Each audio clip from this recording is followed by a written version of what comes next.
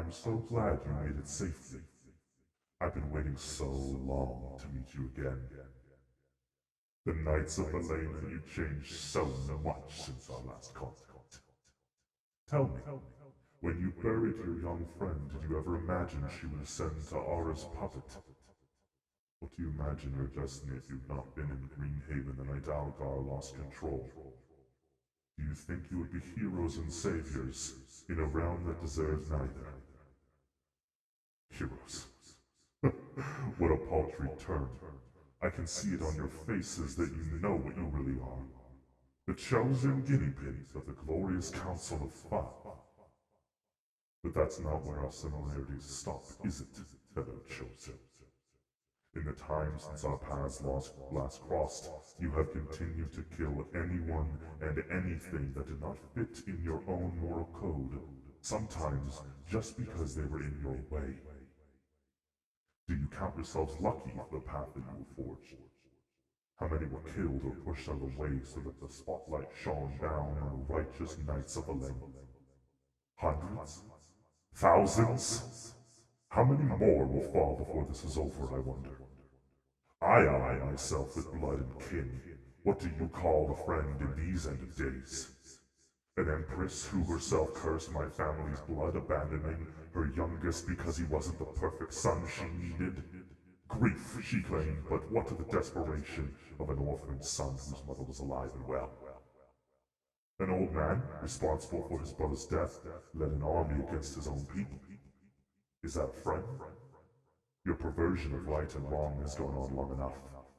It is time for you to all step into the light. And you, congratulations, Vessel, for you have joined the Black Star in rank, a god killer. You walk the path of recreation, but what happens to the old to make room for the new? You will bring upon the death of more lives than my blood ever could. How do you claim to be in the light while in the company of evil, the likes of which haven't been seen in 1,000 years? I have a question, which I've been dying to know since you met the precious Council of Fire. Did they tell you the truth about what they did to my blood? Did they tell you the agony they inflicted on you? No? Then I shall.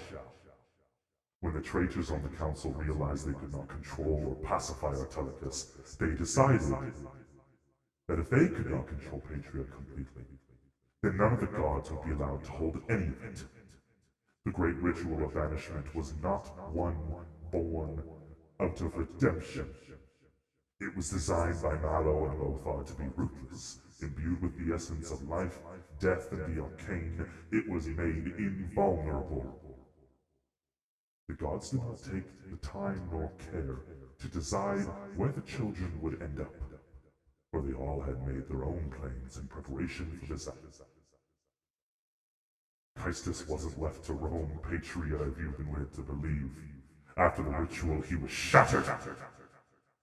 His aspects are not puppets or remnants or spiritual guardians. They are the fragmented soul of the most peaceful natural god this land knew. Giffian was forced through the elemental plane of water and ended up in the domain he forged unto his own. But his son, Maris, he was left with a curse. His father's command was unfinished, and he spent near millennia falling into pandemonium waiting for you. Inara, sweet, lucky goddess Inara, recovering from an injury from Artelicus, was scattered outside the known planes. She had no home, and her last thought was of recovery, and the magic took this literally. To this day, nobody knows where she is. And my blood, Artelicus, he was condemned to live out his final emotion. Artelicus is not the god of rage or deceit or hatred or murder, but that is what you made him. He was trapped in the lowest prisons of the abyss, and I do mean trapped. Tortured and mutilated by the Queen of Spiders and the Black Star himself. For hundreds of years he was punished for being a god, and his siblings were to blame. But it turns out that endlessly growing hatred and suffering is a strength in the twisted twisted dimension. He grew stronger, and eventually killed the queen, taking her place.